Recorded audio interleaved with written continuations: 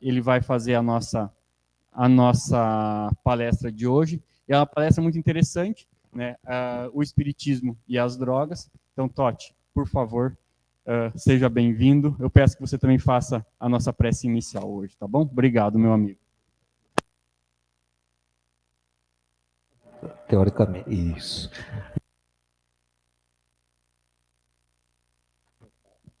Estamos com um probleminha aqui de mau contato. Então, perfeito. Tirando, funcionou. É só para contrariar, né? Joia. Maravilha, Cristian. Isso. Não precisa deixar esse também pode deixar só para mim. Maravilha. Então, queridos irmãos e irmãs, boa noite. Vamos fazer a nossa prece de abertura, então.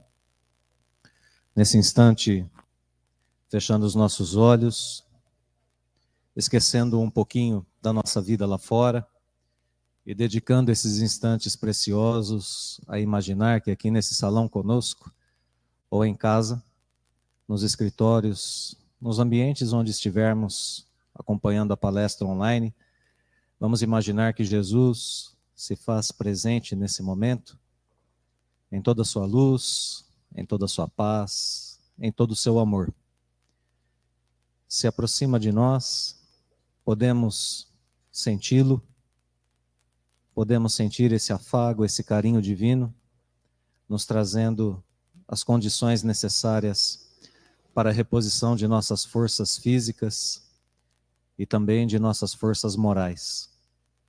Muito obrigado, amado Mestre, por essas bênçãos divinas. Obrigado, Senhor, pela oportunidade de reflexão sobre as circunstâncias da vida que faremos agora e pela oportunidade desse encontro fraterno na Casa Espírita. Saibamos usufruí-lo e que possamos, ao terminar, levar daqui, Senhor, a sua imagem, seu ensino e seus exemplos. Que assim seja.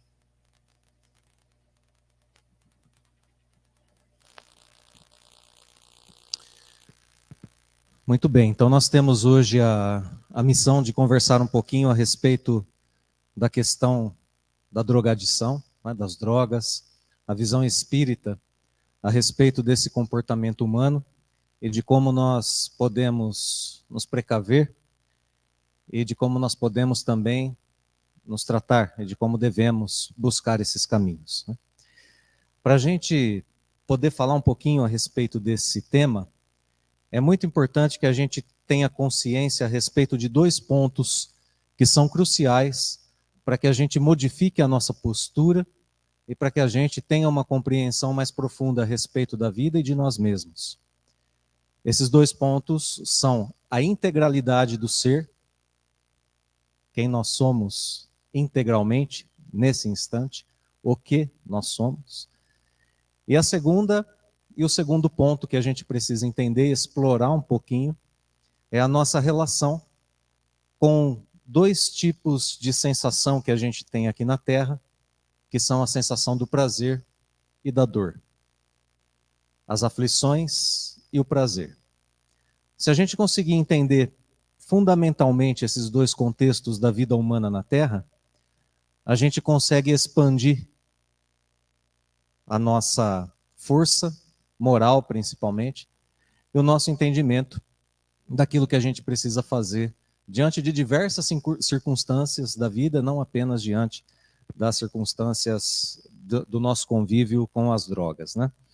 Bom, então para a gente entender o homem, a mulher, o ser humano, hoje, a gente recorre aos fundamentos básicos da doutrina, que diz que nós, essencialmente, somos espíritos.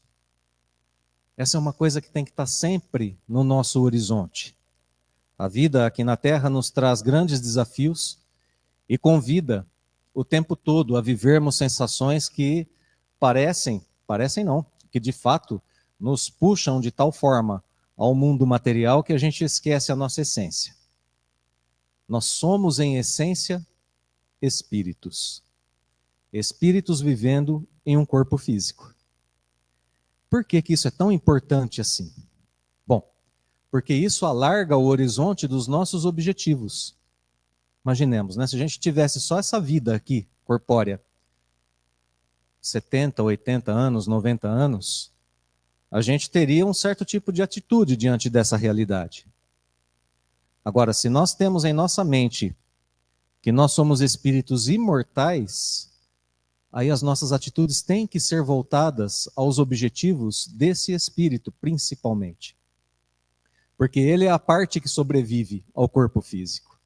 Somos espíritos vivendo em um corpo físico, com pelo menos mais duas características que são de extrema importância da gente relembrar com frequência. A primeira delas é que somos filhos de Deus. E o Pai Celestial jamais nos abandona em circunstância alguma. Por maior que seja o buraco que nós mesmos cavemos e nos precipitemos. Não importa. Deus nos vê como filhos sempre. Algo de comunhão com o Pai nós sempre temos. Então, nós temos a sua proteção, o seu amparo e vivemos sob suas leis. O segundo ponto, que é tão importante quanto a imortalidade da alma, é o motivo de sermos imortais. Nós somos imortais porque precisamos progredir incessantemente. Sendo assim, Deus nos dá a imortalidade e nos dá a capacidade de atravessar múltiplas existências na carne, nos garantindo que nós progredimos incessantemente. Como?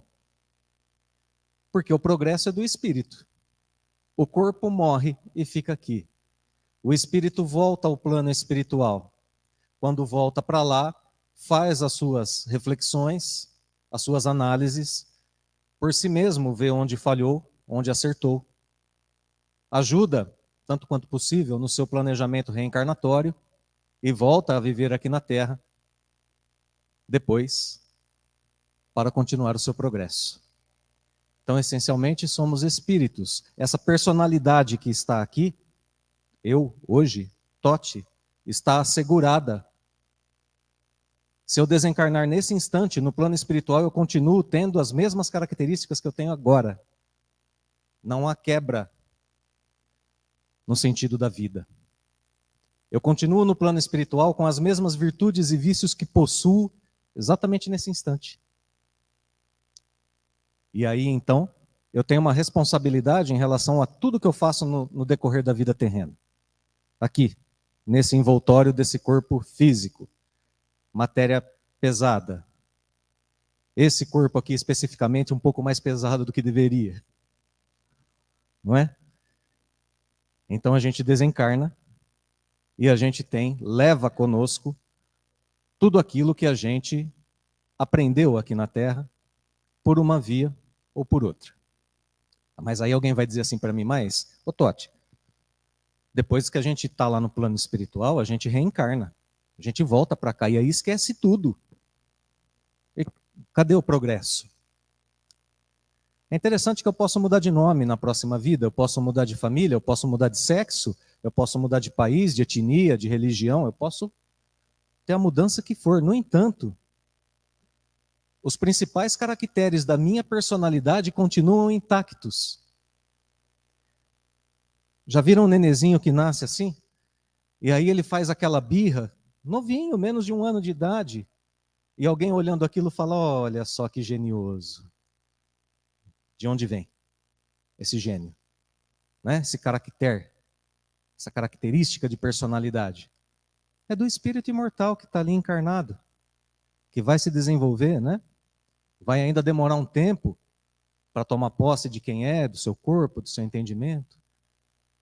Mas as principais características estão ali. É essas que ele vai tratar no decorrer da sua existência, em aprendizado contínuo. Muito bem. Acontece que o espírito é completamente imortal. Perdão, a palavra era imaterial. O espírito é completamente imaterial, nada tem de matéria.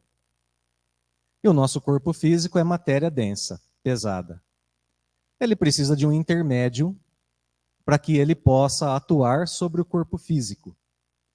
Nos ensina a doutrina espírita que esse intermédio é uma matéria menos densa, uma matéria imponderável, imperceptível aos nossos sentidos aqui do corpo físico, a não ser aos médiuns, né? As pessoas que têm mediunidade ostensiva conseguem perceber espíritos. Nós, apenas por intuição, algumas vezes. Ou muitas vezes, sem percebermos que estamos recebendo intuição. Esse corpo etéreo que nos liga ao corpo físico se chama perispírito. Segundo André Luiz, ou espíritos como Emmanuel, por exemplo, também, ele é ligado ao nosso corpo físico célula a célula. Botãozinho a botãozinho, pedacinho a pedacinho. De forma que o nosso corpo é como uma esponja que absorve perispírito e que contém o espírito, comandando toda essa máquina que forma um ser encarnado. E aí, então, a gente começa a perceber que tudo aquilo que a gente sente no corpo físico é transmitido pelo perispírito ao espírito. Essa trindade é muito importante porque o barulho da chuva está grande, né, gente? Vocês estão conseguindo me ouvir bem? Tá bom. Eu estou tentando falar um pouquinho mais alto, se falhar em algum momento vocês me avisam. Por que essa trindade é tão importante? Para a gente perceber que tudo o que está acontecendo de processo no nosso corpo físico nesse instante, ou é resultado de algo que vem de fora. O barulho da chuva está nos impedindo de ouvir com clareza. É um processo do corpo físico, né? Ondas sonoras chegando ao meu ouvido, sendo transmitidas ao meu cérebro, captadas pelo espírito. Mas pode ser também proveniente do espírito. Eu chego aqui na casa espírita para tomar um passe com o coração completamente acelerado, porque ao chegar aqui na CEOB, uma pessoa não parou no pare, passou direto e eu levei aquele susto. O susto é do espírito, não é do corpo. A ansiedade, não é? E outras coisas mais causam no corpo físico impressões que vêm do espírito. Então a gente vive essa mescla aqui na Terra. Por isso é importante que a gente entenda esses dois pontos, porque eles trazem lucidez sobre o nosso objetivo aqui na Terra, sobre quem nós somos, aquilo que devemos fazer, qual é o nosso lugar, e é também, sem dúvida nenhuma, motivo de força moral e força intelectual para a gente seguir adiante. Bom, agora, a segunda coisa que a gente precisa entender, tendo entendido quem nós somos, né, a nossa essência, a segunda coisa é a nossa relação com dois tipos diferentes de sensações que a gente tem. Uma delas é a aflição e a outra, o prazer. Bom, é claro que a questão que a gente está tratando aqui é uma questão muito pertinente aos nossos dias, né? Nós somos pessoas que vivem diversas dificuldades lá fora e nós somos bombardeados atualmente por informações que chegam de diversas formas, né? Desde informações no trânsito até a internet que vem fazendo com que a gente viva num ambiente que nos traz algumas coisas das quais a gente quer fugir às vezes. A vida não é fácil. E a gente vive mesmo processos de aflição. O nosso corpo físico transmite sensações ao espírito. Uma sensação pode ser agradável, né? Quando, por exemplo, quando alguém me abraça, ou ela pode ser uma sensação aflitiva, quando eu encosto minha mão em alguma coisa muito quente sem perceber. Pode ser uma sensação de dor. Isso apenas para falar de corpo físico por enquanto. Como que a gente processa isso na nossa vida? Como que a gente processa isso para a sequência do que a gente vai fazer? Ora, segundo as questões 712 e 713 do Livro dos Espíritos, nós temos esse mecanismo, principalmente do corpo físico, para o nosso progresso. Imagine lá o homem das cavernas, né? Ele sentiu frio, procurou abrigo. Alguma coisa lhe machucou os pés, ele procurou proteger os pés para andar. E assim ele foi tendo seu progresso intelectual. Hoje para nós a mesma coisa. Prazer e dor existem para causar o nosso progresso. Quando a gente tem um problema na vida, uma aflição, uma dor, a gente precisa buscar os caminhos de superação. O prazer também é para o nosso progresso. Imaginem se o sexo ou se a alimentação fosse algo extremamente constrangedor, ruim, difícil para nós. Não procriaríamos, não nos alimentaríamos. A proteção da vida ficaria muito difícil. Então, esses processos nos dão prazer para que a gente se mantenha no caminho do progresso. O grande problema dos nossos dias atuais é que, tendo esquecido essa parte da imortalidade da alma e o papel da dor e do prazer nas nossas vidas, nós temos escolhido fugir a todo custo das aflições e substituí-las por prazeres imediatos. E é aí que a gente corre um risco grande. As coisas me afligem. E aí, então, nesses dias duros, né, ao invés de nos sentirmos incentivados a procurar soluções, nós procuramos o prazer fácil. O prazer para esquecer. Eu bebo para esquecer meus problemas. O prazer para suprimir a dor. Eu sinto qualquer tipo de desconforto, recorro a coisas que me dão prazer. E que momentaneamente enganam o meu corpo e fazem com que eu, de fato, esqueça daquela dor, daquele sentimento ruim e daquilo que, né, eu precisava enfrentar. Vejam, prazer não é pecado. Prazer é algo íncito ao ser humano. O nosso problema é o excesso e o mau uso dessas potencialidades da alma. Não é proibido para ninguém sentir prazer. É a leitura equivocada dele na vida que faz com que a gente, às vezes, recaia em problemas mais sérios, né? Em problemas dos quais a gente depois não consegue sair. O prazer deixou de ter impulso para o progresso e passou a ser objetivo de vida. Isso já é uma filosofia antiga, filosofia hedonista. As pessoas viviam única e exclusivamente pelo seu prazer. Hoje, qualquer tipo de incômodo na nossa sociedade, as pessoas mais da minha idade, assim, um pouquinho mais para frente, né, um pouquinho mais idosas que eu, conseguem enfrentar um pouco mais ainda as adversidades. Os jovens hoje têm tido grande dificuldade de enfrentamento de adversidades, de relacionamento, não é? Véspera de prova, de vestibular e assim por diante. Então a gente precisa reestruturar a nossa bússola para que a gente não caia nesse tipo de armadilha. A gente age assim às vezes sem perceber. Eu estou em casa incomodado, se eu estou ansioso, eu vou à geladeira, porque lá tem uma guloseima. E aquela guloseima, né, é remédio para a minha ansiedade. Se eu estou nervoso, é o tabagismo, porque o cigarro me acalma. Não é? Se eu tenho problemas de relacionamento em grupos, eu recorro ao álcool, porque ele me inclui em certos grupos sociais.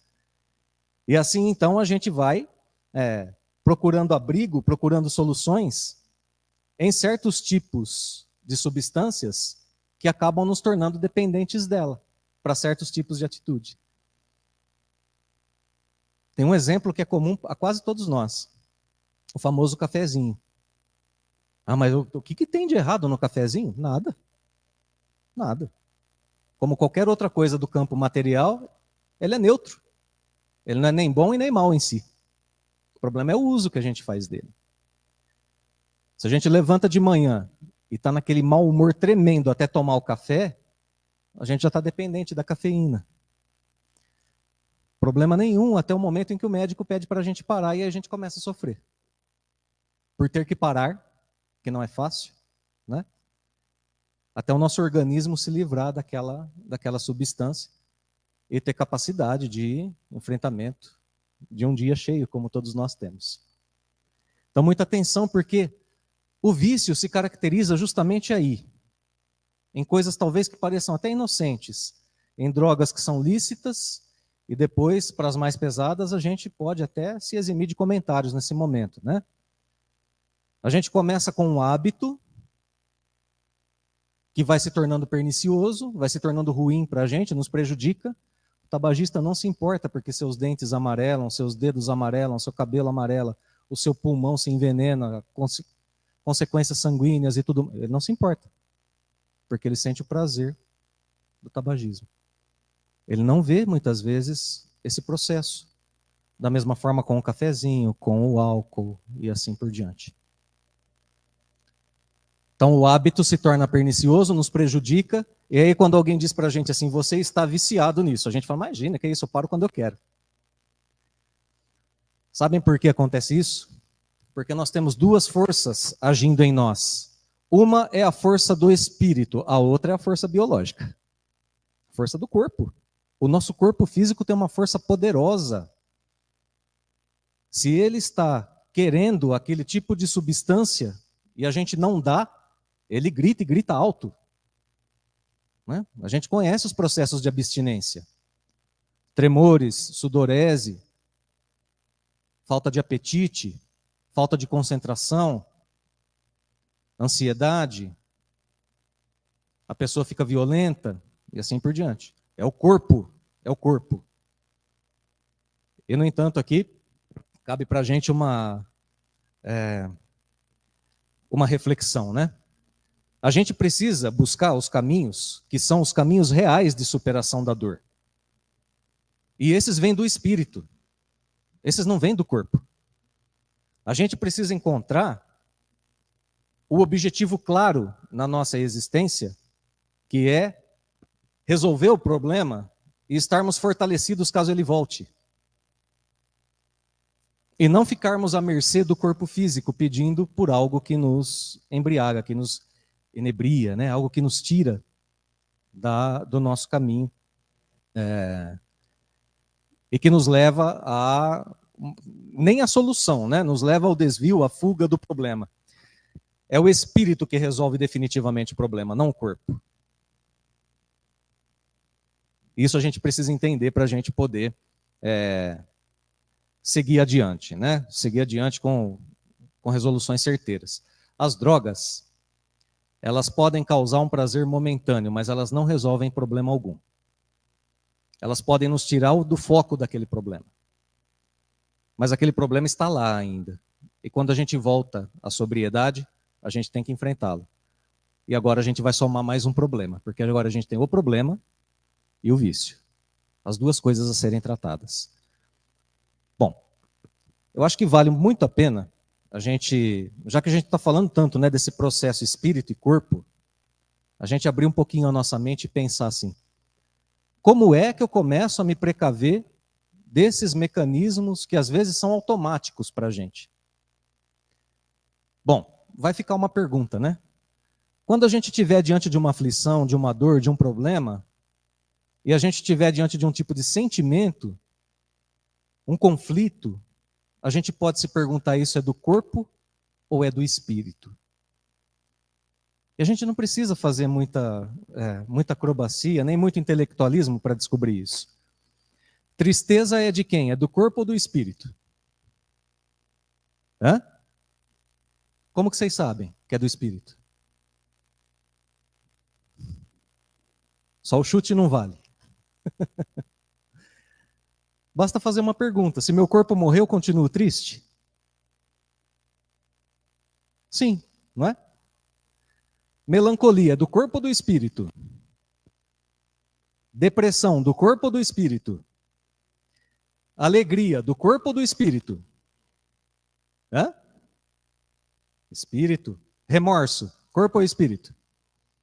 Esperança, corpo ou espírito? Fé, espírito. Fome, dor, sede, coceira, corpo físico, não é? Bom, meu corpo morreu, não sinto mais. Embora tenha alguns espíritos que se comuniquem conosco, né, em reuniões mediúnicas e digam, eu estou com fome. Bom, por que acontece isso? Ele não tem consciência ainda que desencarnou. Não está habituado ao plano original da vida, que é o plano espiritual. E aí ele tem a sensação ainda, porque quanto mais tempo a gente vive um hábito, mais ele se cristaliza em nós. Perdão. A vida na carne é um hábito. Vocês já ouviram falar de reflexos de membros fantasmas? Já ouviram falar isso ou não? Já, né? A pessoa amputa um membro e continua sentindo dor nele. Por quê? Claro que está no cérebro, mas está no perispírito, está no espírito, que estava acostumado a ter aquele membro. Isso se reflete no plano espiritual. Agora, por analogia, né? Se eu tenho um vício aqui na Terra e desencarno, um vício no álcool, por exemplo, o plano espiritual não tem álcool, mas eu continuo viciado. Porque eu continuo com a impressão de um viciado. E aí o que eu faço? Como é que eu vou saciar meu vício? Me aproximando de um encarnado que tem o mesmo vício. Aí o meu perispírito retira do perispírito dele a sensação do corpo dele ao ingerir a bebida alcoólica. E assim começam os processos obsessivos através das substâncias químicas aqui da Terra. Então vejam que daí, se a gente estava tentando deixar de um lado e de outro, né, o que é do corpo e do espírito, tem uma passagem de Santo Agostinho que é maravilhosa, que diz o seguinte, claro que as palavras são mais ou menos sinônimas, mas ele traz uma clareza imensa para a gente nesse sentido. Ele fala assim, ó, desejo, meus amigos, é do corpo, como desejo sexual, por exemplo, desejo do apetite. Agora, vontade é do espírito. E aí, vejam só, que você tem o desejo de um espírito desencarnado pelo álcool, somado ao desejo de um encarnado. E aí o tratamento é muito mais difícil. Isso se for um espírito só, lá junto com aquele que está fazendo uso da substância química. Vejam como é sério isso. A gente não consegue se libertar porque o corpo físico mina a nossa vontade e porque a gente tem influência espiritual que também mina a nossa vontade. A gente perde o controle daquilo que a gente está fazendo. Bom, agora, em meio a tudo isso que a gente disse, é muito importante a gente lembrar que o dependente químico, ele é um espírito doente, adoecendo o seu corpo físico e o seu perispírito, adoecendo essa trindade. Então a gente não trata essa pessoa de modo diferente, a gente trata essa pessoa com amor, com carinho, com tolerância, com consolo, com instrução, oferecendo a ela os tratamentos necessários. Porque a gente sabe dessas consequências espirituais, que a gente está tentando delinear aqui de modo muito rápido, né? É só para a gente ter consciência mesmo. Agora, então vamos lá. Instaurou-se o quadro. O que nós espíritas vamos fazer diante desse quadro? Bom, sem dúvida nenhuma, o tratamento na Terra é indispensável. Cada pessoa em seu nível, né, de vício tem que ser tratada com psicólogo, talvez psiquiatra, talvez os dois, o médico que vai orientar certos tipos de medicamento que vão minorar os seus problemas da dependência, os problemas da abstinência e assim por diante, auxiliando o corpo físico a se recompor. Essa é uma frente de tratamento que é indispensável, a gente não pode perder de vista jamais. Agora, a outra frente também é indispensável. Se a gente tem influência espiritual agindo, a casa espírita é um lugar onde a gente continua esse tratamento em outra frente. São os passes que nos ajudam a reestruturar o perispírito, a reequilibrar o espírito, é a água fluidificada, é o momento da palestra de reflexão, de consolo, de orientação, tudo que a casa espírita oferece, inclusive a reeducação. Ora, o vício não é um hábito ruim? A gente precisa trazer para as nossas vidas os bons hábitos. Inércia, ócio, de jeito nenhum, jamais. O espírito nunca fica vazio. O ócio é o caminho para o vício. Então a gente tem que substituir em nós esses maus hábitos por bons hábitos. Preces constantes, né? As nossas orações, evangelho no lar, os bons filmes, as boas leituras, os bons livros, abraço de pai, mãe, irmão, brincar com o cachorro, com o gato, com o animalzinho que a gente gosta, os nossos momentos de lazer, tudo isso é criação de hábitos que fazem com que a gente rompa com esses momentos de vício, né? Desenvolver o autoconhecimento e o amor próprio. É preciso amar-se para querer o melhor para si mesmo. É preciso autoconhecer-se para se livrar dos vícios que estão ainda no início. Então, muita atenção com os processos que a vida nos apresenta, para que a gente possa enfrentá-los com coragem, para que a gente possa ter sabedoria, né, nesses momentos. Bom, para a gente encerrar as nossas reflexões a respeito disso, tem um outro segredo que está contido na doutrina de Jesus e no Espiritismo, que é maravilhoso da gente saber. É maravilhoso.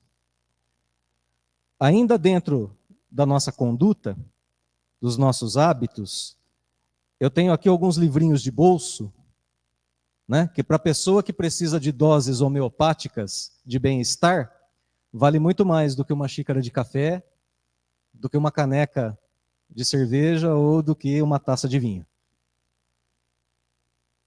Nos faz um bem tremendo.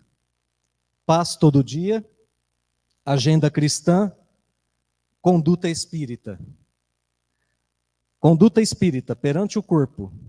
Cultivar a higiene pessoal, sustentando instrumento físico, qual se ele fosse viver eternamente.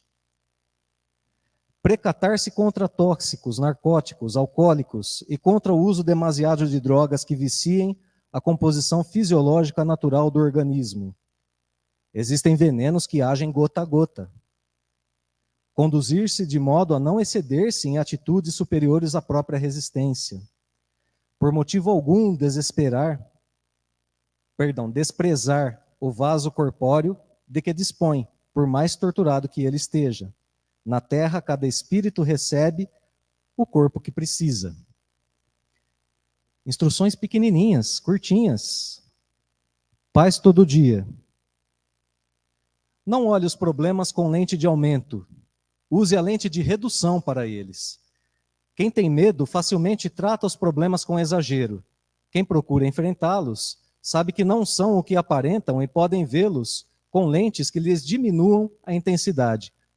Use a lente de aumento para o outro fim, o da sua felicidade. Faça de um pequeno ponto, de uma simples observação, um motivo de alegria e de um pequeno favor que recebe, um grande contentamento.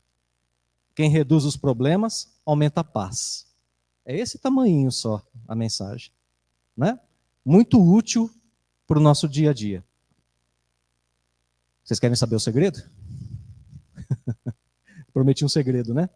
Do Cristo e da doutrina espírita. A gente procura muito por prazer na Terra. E de fato a gente tem que procurar. Eu quero ler para vocês uma passagem do capítulo 13 do Evangelho segundo o Espiritismo, que faz referência àquela passagem em que Jesus pede para que as pessoas convidem para suas festas os pobres. Jesus fala assim, quando você for dar uma festa na sua casa, um banquete, não convida seus parentes, não, convida os pobres. Aí fica todo mundo assim espantado, né? Mas como assim convidar os pobres, né? Kardec explica. A linguagem de Jesus era quase sempre figurada, e para os homens incapazes de apanhar os delicados matizes do seu pensamento, precisava servir-se de imagens fortes que produzissem um efeito de colorido vivo. O centro do seu pensamento se revela nessa proposição. E aí ele abre aspas. E serei ditosos por não terem eles meios de vô-lo retribuir. Entenderam? Convida os pobres para o seu banquete e você vai ficar feliz, simplesmente porque eles não têm meios de retribuir o banquete que você está oferecendo a eles. Ainda ficou estranho, né? Só mais uma frase de Kardec. Isso quer dizer que não se deve fazer o bem tendo em vista uma retribuição, mas tão só pelo prazer de o praticar. Prazer de praticar o bem. Prazer de fazer a caridade. É o prazer de você ter trabalhado assim uma semana inteira. Você está acabado, esgotado. Aí você tem uma noite de sábado com sua família, vai dormir tarde e acorda às 5 da manhã para levar marmitas a moradores de rua. Já experimentaram? Experimentem. Vocês vão sentir prazer ao final desse trabalho. Experimentem ir até um hospital, fazer uma prece por uma pessoa que está em coma ou desacordada e perceber que o semblante dela muda, ela se alivia com a sua prece. Isso te dá prazer. Faça uma oração por alguém que está com dor de cabeça e veja como ela melhora daqui a pouco. Isso vai te dar prazer. Faça o bem por você e pelos outros. Sinta prazer, sinta felicidade, sinta alegria, progrida, seja feliz, seja perfeito. Esse é o plano de Deus para nós. Obrigado, gente. Boa semana a todos.